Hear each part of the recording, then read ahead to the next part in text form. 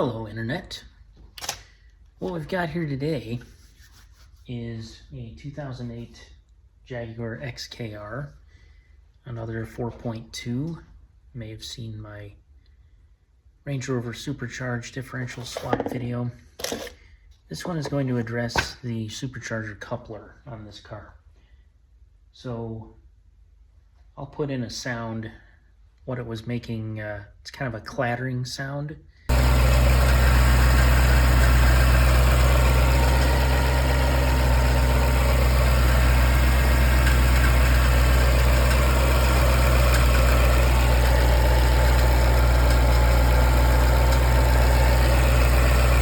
The car runs fine, but it makes this bag of marbles sound. It's kind of a light tone. It's not something that sounds like the bottom end is breaking apart. It's very isolated, and well, I'll just put in the sound.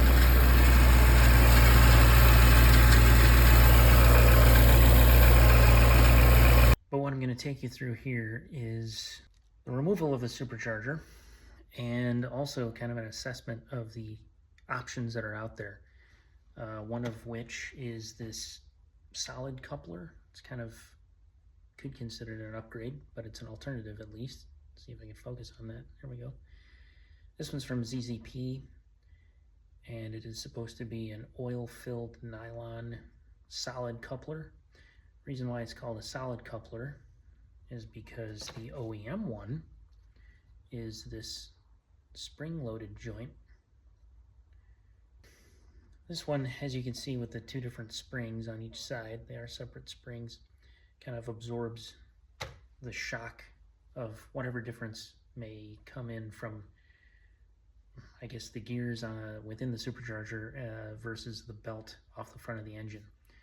I'll take you around and see the difference of what the movement is between the rotors of the supercharger and the pulley of the supercharger. You can see there's some play, and typically, according to other videos and forums, that usually indicates failure of the coupler.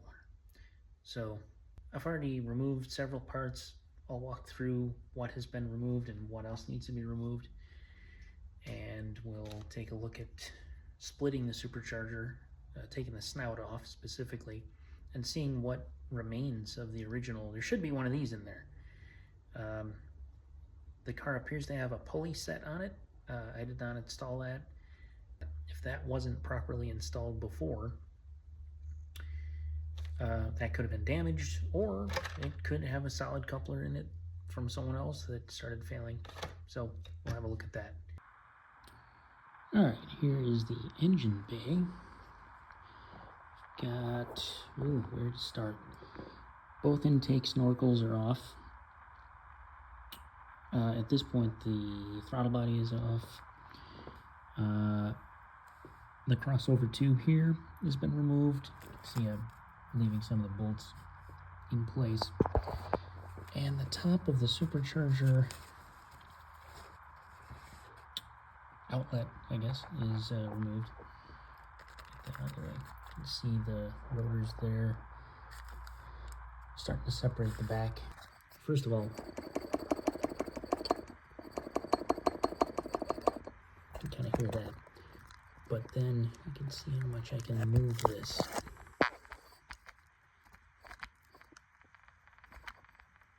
So it still feels like there's some spring in it, but everything is pointing to that coupler having failed. So I'm gonna remove it, and the resistance seems really weak to me compared to the other coupler that is new. Like I said, once I get it out, I'll see if maybe one of the springs is broken or if something else broke free. We'll see what's going on in there. Supercharger's been removed. You can see there's some coolant in the valley, but otherwise this car is real clean. That happened when I disconnected these front hoses. The intake elbow is still in place. I actually managed to not remove that, basically because I wanted to preserve the EGR gasket down there. Not focusing. Okay. Definitely requires a little bit of contortion. And you still need to take out some things like, let's see if I can point to this. This is part of the vacuum line, and then the purge line is on the other side. That would be, yeah, that. You can see it's disconnected. There's the purge line. There are these two NVH pillows. When you're going to remove this, I'm upside down right now, but they're just stuffed into here. And definitely check out the manuals that are available on Jaguar forums. Yeah, they're just individual little pillows like this. And then there's the one large one that goes under the whole valley, or under the supercharger. Well, you can see here the supercharger's out. There's coolant crossover right next to it. I just opened up the drain plug there. I'll be removing the oil in a minute. I'm gonna get a little catch can for it. And then I'll clean up this brake line all here. And this comes apart with a E10. There you go. That's the external Torx fitting. This is in a 2008. I can't speak to other years, but this is turned out to be a common size for both the Range Rover and this, which is expected. It's basically a very similar engine. You can see the three options here I got for the couplers. And once I get this cracked open, we'll have a look at what the original one, or what the one in here looks like. Alright, I got the supercharger split. The snout is off. And before I clean anything, I just want to make sure that I have a clear recording of these gouges.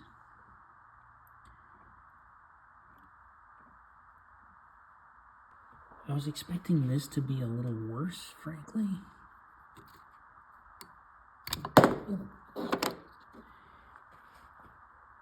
Doesn't look like anything is straight up broken, but you can see where it was wearing.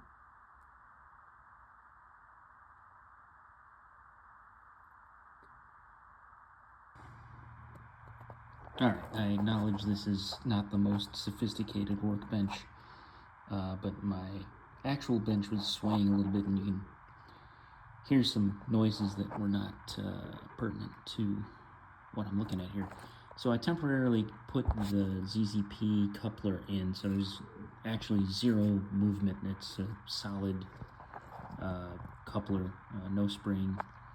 Nice tight fit, not too hard to get on, but really good tolerances with that, just by feel. I didn't actually measure anything. But what I want to show here, though, is that you can feel. So I'm going to grab the vanes here, and you can see on this one, solid, no movement. And unfortunately, on the other one, I'm grabbing this lobe here.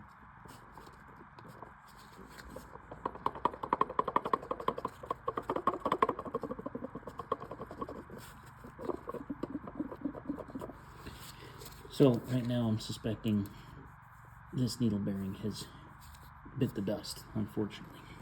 But the point is, there's zero movement between the pulley and the first lobe here, the vane. And again, oh yeah, now that's gonna come out. Toast. So with the vanes out, snout off, it kind of appears, okay, that one was quiet. Yeah, that was the quiet one. Passenger side, right hand if you're the car. And the left hand one was the one that was had some slop in it. And just looking at the two of them, it kind of looks like that one's very dry by comparison. This one's still got some grease in it. But this slid out very easily, I'm going to say. A couple taps on these tabs from this end. And yeah, separated really easily. Obviously, clean all this up.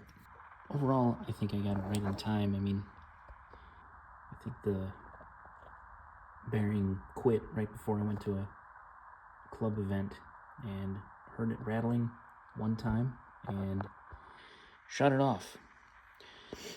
So, see what we got here. Should be able to get this back together. All right, at this point, we're going to start to take out the needle bearings. This is a newer style of Eaton Supercharger. Looks like some of the older ones don't have these access caps on the back, but obviously if you're here because of the Jaguar 4.2, you'll have these. So I'm thankful that they're there. There are some other really good videos on YouTube. I will try and put descriptions of those into the video description, but for now, just gonna should see that pop out in just a second. Pretty.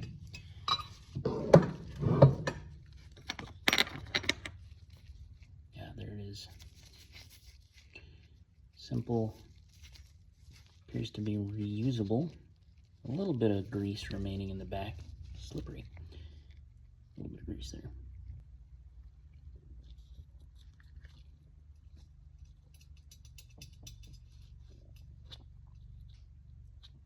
There's actually a through hole in there. So it's not completely sealed, which is interesting. It's almost like almost serviceable, but not quite. This doesn't vent to the outside. You do have to remove the supercharger to get access to that, because this whole flange here is covered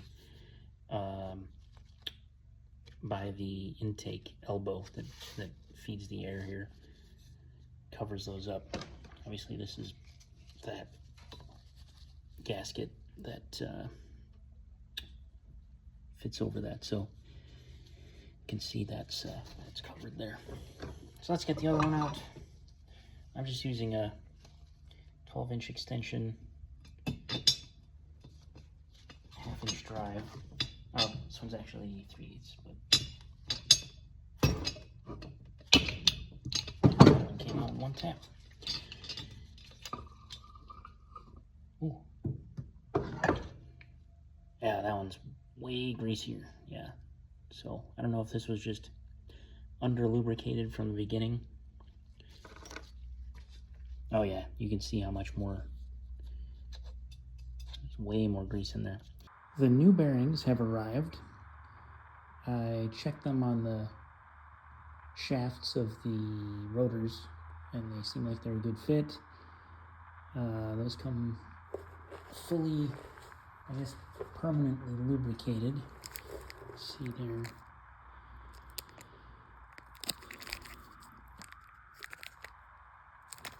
Instead of getting this removed with a big 20-ton press, I went ahead and made myself a press.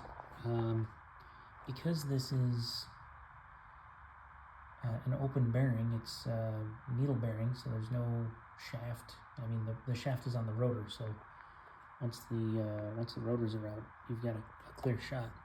So what I got is, I'm gonna remove this. You can see I've got an old oversized washer in there, just something thick that is not gonna slip through.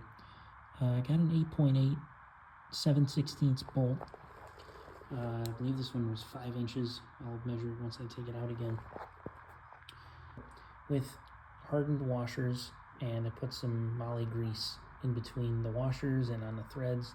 Same deal as if you ever rent like a bearing press or a pulley installer kit, whatever you want to call them. Always grease up the threads so that they'll slide in.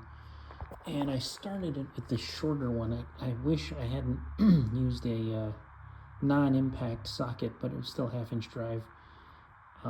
Pretty thick wall, so that didn't explode in my face, so that's good. But I just need a little extra room, so I switched to the impact socket. But if I do this slowly enough, I should be able to actually watch. Let's see here. Should be able to see it come out. And mind you, it's going in toward the rotor chamber. It's probably going to pop out any second now, actually. It's about 1 inch long, as you saw in the ones in the bag. Oh, there it is. It's through. Okay, so we'll take that off.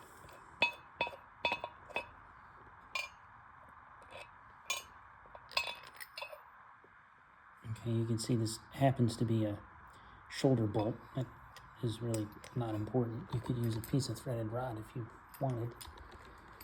And there you go. Notice the inside socket is a big old, what, 1.25 inches? Basically the biggest one you've got, just so that when this pushes through, it ends up inside. I don't know what this is focusing on. Yeah, just give it room to push through. Well, I got them in, but I'm going to tell you now, the ice and dry ice didn't make a huge difference. I've seen some videos of people dropping in bearings where they literally drop in, and these, you know, they started, maybe got 1/8 of the way, but nothing where they would want to slide in or start seating on their own. So this is the makeshift press that I made up. I started using this before, but as I said, it's an 8.8 7/16 bolt, 8.8 hardness. Couple double washers. Like I said, I put some moly grease in between there. This 18mm socket is about the same diameter, very close in diameter to the you can see the old bearing there. Yeah, pretty close. Close in diameter. This was one of the oversized washers I was using for the installation. This is from, I think this is from a strut from something. Maybe one of the Land Rovers, but just a oversized and something that would have a nice seat, nice level seat around there, so nothing got crooked. But yep, drew it in just by tightening the bolt, and I have this sitting here because basically I ran out of thread. You can see this is a shoulder bolt, so the threads only go so far, and I wasn't going to thread that anymore. It's not necessary, so I just swapped that out for additional throw. So now I'm going to start assembling this. Got this 518 Loctite gasket maker. When I took this apart, actually you can see a little bit, I've got some cleaning to do. Gasket maker material, it went on super thin. I'm talking like a glue layer. It was crazy thin, and I'm not going to be applying it any thicker than that. Obviously I want to avoid getting any of it into the housing there where the oil bath is going to be. Just want to point out that this is the part of the rotor housing that's going to slip into the main housing, like as part of the cap. You can see there's just a ton of residue left over from the old adhesive gasket maker. So I'm just going around and cleaning this off. Oh boy.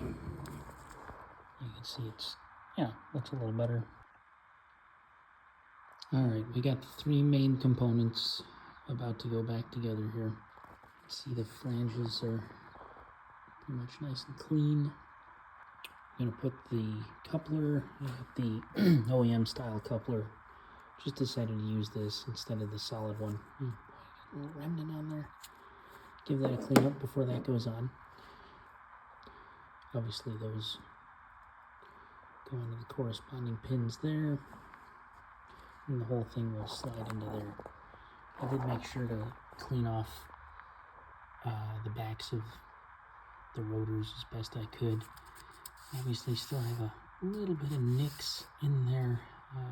Ran it for a few minutes with that bearing making noise. I'm not sure how loose it was before I caught it, but overall they're in good shape. I've seen some much worse ones with, you know, all the coating worn off along the edge. All right, it's back in one piece. I was worried for a minute that the shaft had spun or, you know, something was wrong with the shaft, but now that this is back together, it's nice and tight.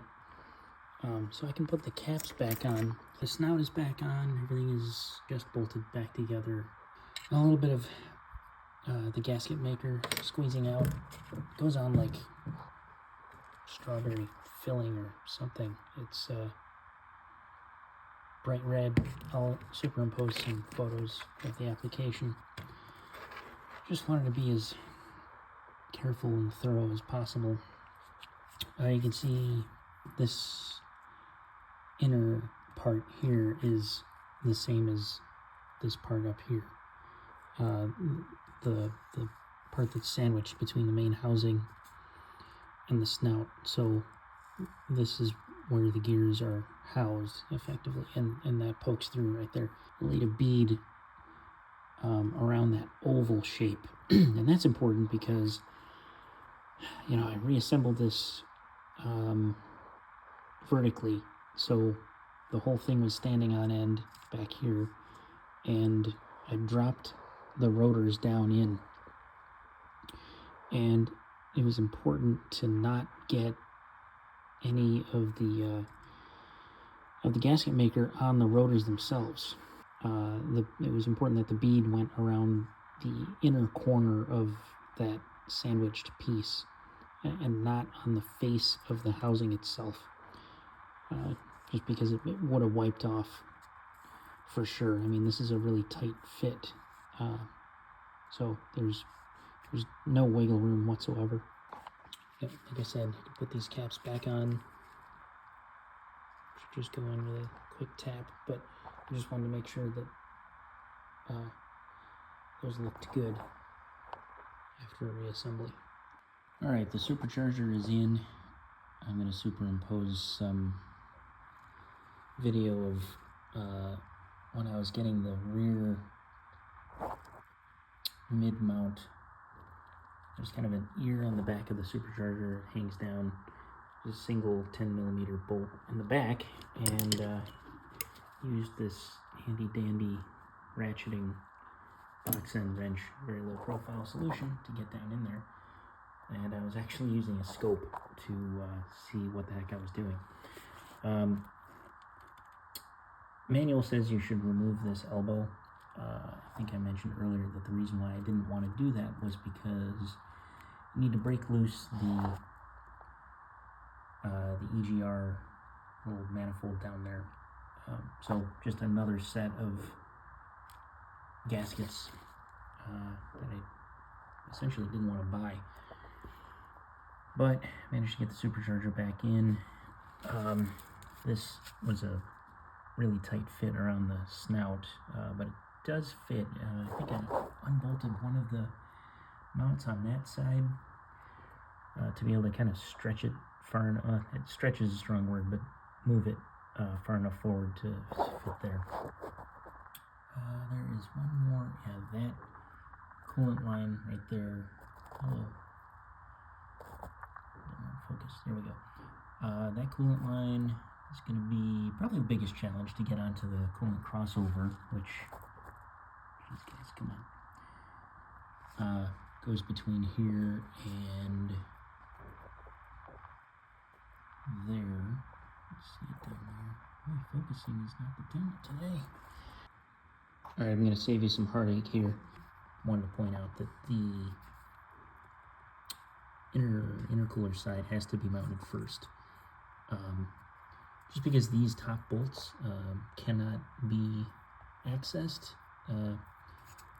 with this mounted to the outlet, the supercharger outlet here.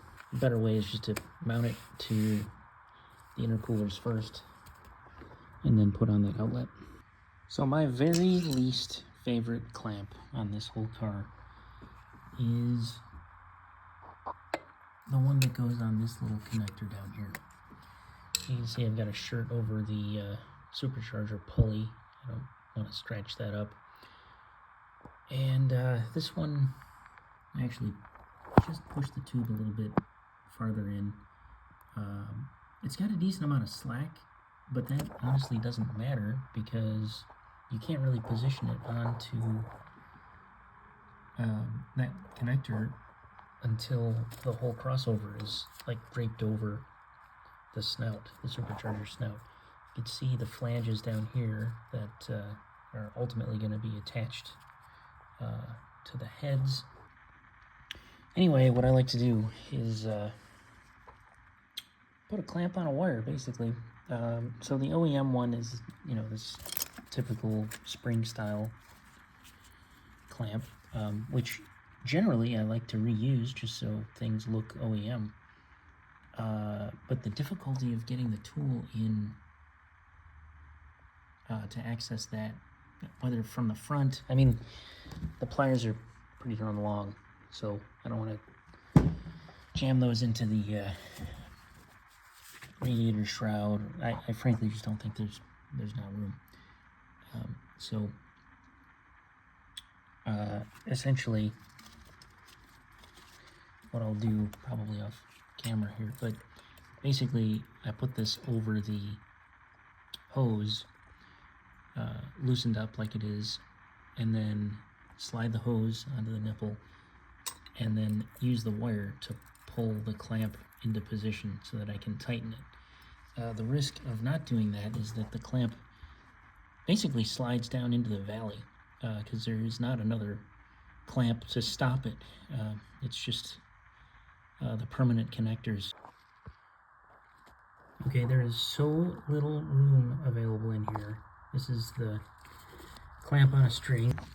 What you need to do is, once the tube is slid onto the nipple, you just need to wiggle it around to free up whatever room you possibly can, because it wants to get stuck on literally any nub of metal that's around there out. But I did get it. It served its purpose. It would have slid farther in if I hadn't attached that wire. So now I'm gonna put the main feed back in here, and I can put these flanges in place. I've got the screws waiting to go in right there, and we'll go in. All right, this thing's going together pretty well at this point. Make sure you take a bunch of pictures while you're taking everything apart, because I need a reference with this. This goes over the intake runners as they go from the intake down there up to the throttle body up here. It's just nice that even though the runner itself is plastic, which there's probably a reason for that, it's better for not absorbing the engine bay heat, most likely, rather than a full aluminum tube, as well as being much cheaper. But yeah, these, I don't know what they are, truing washers, basically make sure the whole thing stays round with a block of aluminum in there. It's pretty nice. Nice detail. Those are on every intake connector, so feels a little extra premium.